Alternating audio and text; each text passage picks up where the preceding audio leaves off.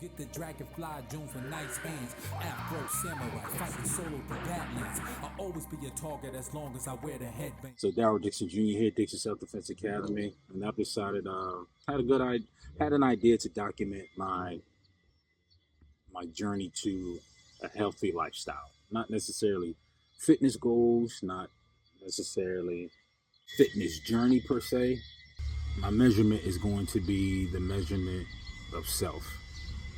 Of course, compared to someone who doesn't work out, I would say that I'm relatively fit. But compared to how I feel on a day-to-day, how I look as opposed to how I want to look, well, I might fall a little bit below those standards. So this is, I believe, this is officially June the 1st, 2024. And this is going to be the beginning of being the kind of person who identifies with a healthy lifestyle. So my mission statement, my creed, if you will, for my academy is to educate, empower, and equip families through safe training. SAFE is an acronym for self-defense awareness for families in every environment. Now, this just does not apply to kicks and punches and submissions. This is an overall holistic approach to living your best life each and every day, being your best self each and every day. Some days you wake up, well, I wake up and I feel like crap. Some days I wake up and I feel great. But that awareness part and self-defense awareness, I'm not always aware of what I did that set in motion the elements that be, the food that I ate, the time that I went to sleep, the mind state that I was in. I don't know in what succession or sequence that I did that in order for me to feel how I feel in that moment, 30 minutes from then, or even the next day. So this is a journey to that discovery, to be so aware of myself, to be so aware of the things that I need to defend myself against, to defend myself from, or in the people and positions that God has entrusted me with that I must defend from the elements, physically, spiritually, etc., etc. So the first part of this journey, I don't know where it's going to go. It's going to go somewhere though. The goal is probably just not to be stagnant. So I'm 40 as of this day, this year, and I feel like my body has taken a shift. I'm feeling aches, I'm feeling pains, I'm feeling things. I'm becoming more aware of things in my body that I didn't feel before. And I'm like, oh, okay. So it's, imagine whatever kind of car you want to compare yourself to, but imagine the maintenance hasn't been all that great with that vehicle. You might get the oil change here and there, but you don't get it changed when it's supposed to be. You might get the tune-up, but you get it, the time in which you get that tune-up is too far in between. And so they start the engine starts to wear, certain things start to break down, and that's kind of how I've been feeling. And so I finally just started really getting back to the kinds of workouts that I did in my latter years, or I should say my younger years. And I said, okay, one of the things I've become aware of having to do with me and the way that I think and where I'm at in life is the tendency to overwhelm myself, to think about all the stuff that I need to get done, that I haven't gotten done, that I want to get done, and and still manage to wake up every day feeling like, that I'm in the same spot that I was a day, a week, a month, a year ago. And so in 2024, that can't be the case. 2024 cannot look like 2023. It has to be different. So we're in the midway of the year. It's June the 1st, 2024. That means I have 6 months to make this year look incredible. For myself to feel spectacular, incredible. To bring out things inside of me that have always been there. I just have not done my due diligence to enforce self-discipline upon myself to where these things can manifest. So today, on this beautiful Saturday morning that God has blessed me with, there is a particular workout that I've done, and it pushes you. It definitely pushes you. And you know what? I know my body. And so this is not an attempt to I really don't have any other goals or attempts other than the fact that I want to conquer this workout, and once my body has adapted to it, I want to do the same workout but variations of it in different ways just to see how I will react, and I guess gradually bring myself to a place where I'm comfortable with being uncomfortable, pushing myself when there's nobody there to push me.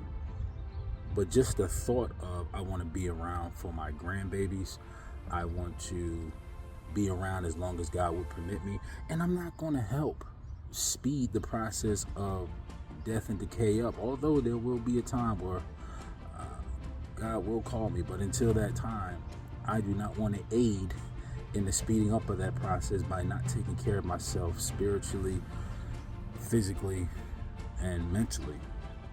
And so today's workout, I have 12 burpees, 24 squats, 36 push-ups, and then I'm running around my complex, which is probably the equivalent of 400 meters, maybe a little more. However, how I'm feeling right now, as I'm sitting, I'm chill, I'm cool. I could just sit here because it's easy.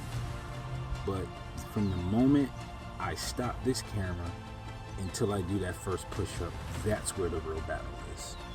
That thought of how long this is going to take, the pain that I'm going to go through, the duration of when this will finally be over, that is the true battle. I don't know if there's anybody that can relate, but I'll speak for myself. The point of the thought into the creation or the manifestation of that thing coming into being, or as I read Bible, great book, you should check it out sometime. It says the end of a thing is better than the beginning of it. And so I'm thinking about what I gotta do. I've sort of been here before, but I haven't. Why do I say that? Because maybe 5 years ago, even 10, when I did this workout, it was nothing. I was motivated. Let's get it. Now I'm 40. And it's more like, I gotta do this. I don't know if I should do it. Maybe if I, it's so easy to make an excuse in several areas and variations of however that may come. I can aim to do something, but then because I think about the work that's involved in it, or I create this imagination of what's required of me, now I start to make excuses to myself on why not to do it or how to make it easier on myself. And I was listening to Jim Rohn, and he said, don't wish for things to become easier, wish to become better.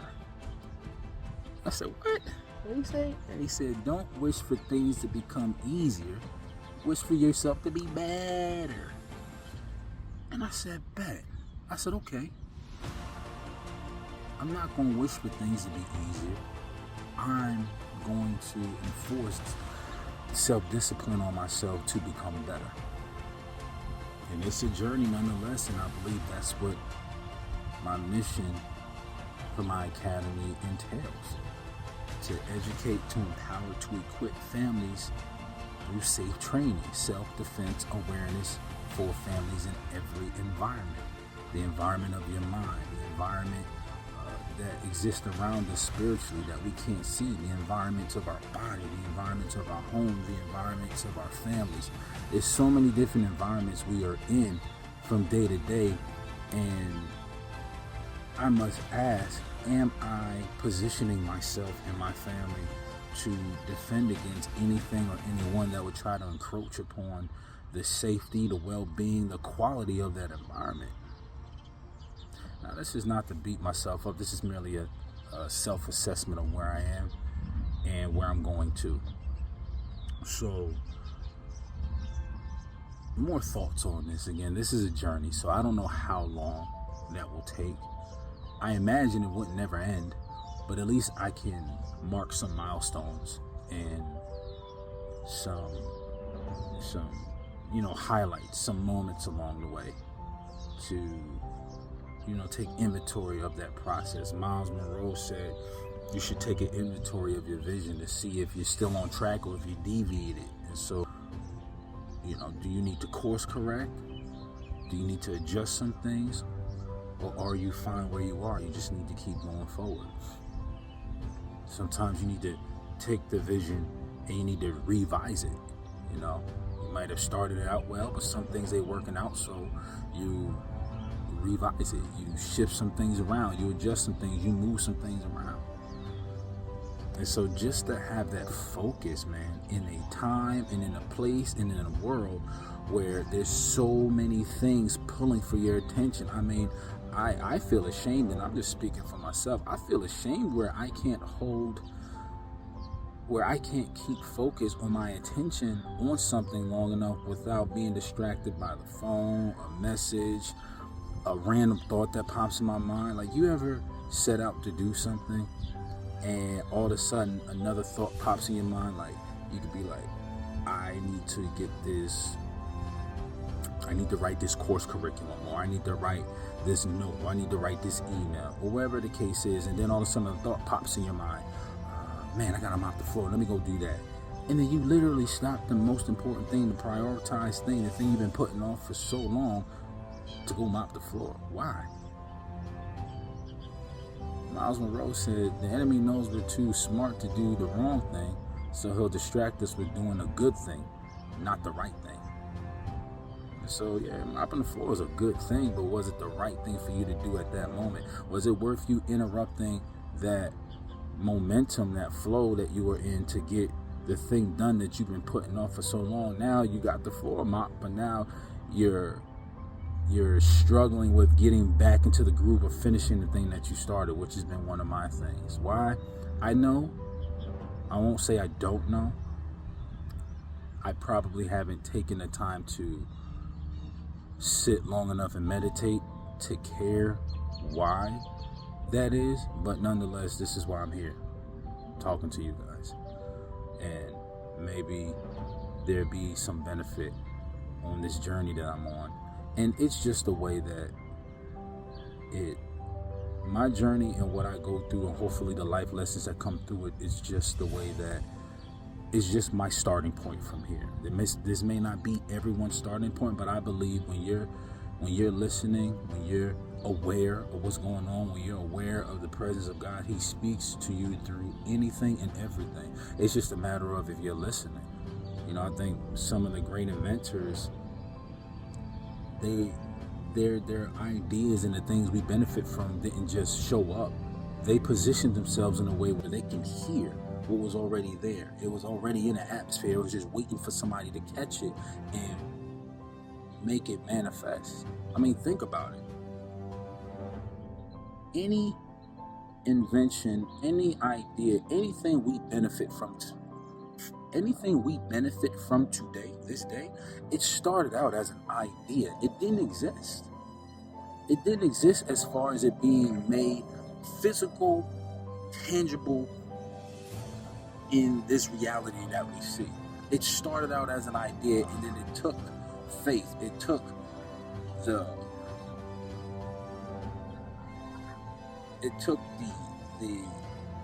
substance of what that idea started out as, that imagination that came to you, it started out as something in your head. And then you had to find the substance. You had to find a way to make it appear real. And so there are some great ideas. There are some assignments. There are some things that God has placed inside of you and me. But all it is just a seed form. It's just the idea. It hasn't been watered. It hasn't been cultivated. It hasn't been placed in the right environment to be nurtured and to become something great. And I believe this journey is the beginning of that. Because if you know you're great, but you don't do the things required of you that great people do, then that will be something that dies with you if you never pursue it. Miles Monroe said in another one of his sermons, he said the wealthiest and richest place on earth is the graveyard, because there's so many ideas, books, inventions, companies, solutions that died with people that they never pursued or took the time out to bless the world with. And I honestly don't want to be one of those people. You know, I want my children to be able to look at daddy and say, wow, that's who my daddy is. Not what they see right now, not when they wake up every morning, and Lord knows I'm grateful for that, but they haven't seen the real me. They haven't seen the greatness on the inside of me. And all of us are getting older. None of us are getting younger. All of us are getting older. And time is the most valuable asset commodity we have. And Jim Rohn also said, it's not about the amount of hours you work. It's about the quality of what you put into those hours. So, get into that place where you could do the work of 10 people in half the amount of time, all because of the quality of what you put in to the time that you have. There's no such thing as I don't have enough time. That's a lie, because everybody has the same 24 hours in a day, but not everybody uses the same 24 hours in a day effectively, efficiently, economically. I bet if you did a test, do this test, one day, take an inventory every hour of what you're doing from hour to hour. And at the end of the day, look at what did you spend most of your time doing. You'll see that, wow, I'm wasting a lot of time doing nothing. And it may be something. I'm not saying it's nothing. It could be something, but it's nothing that enhances, adds to, or moves the needle forward in your life whatsoever. That's what I mean by nothing. So, yes, this is day one of the Dixon Self Defense Academy journey to self-awareness, to education, to empowering, to equipping myself and other people through self-defense awareness for families in every environment. So I'm going to go ahead and get this workout knocked out. I'm going to do my best to be consistent and bring these entries every week. Let's go every week, Don't get overzealous here. Like, show up every day. Let me be practical with myself. Do these things every week. See where we at. And we're going to see where this goes. We're going to see where this goes. So this is Daryl Dixon Jr. signing off. Peace.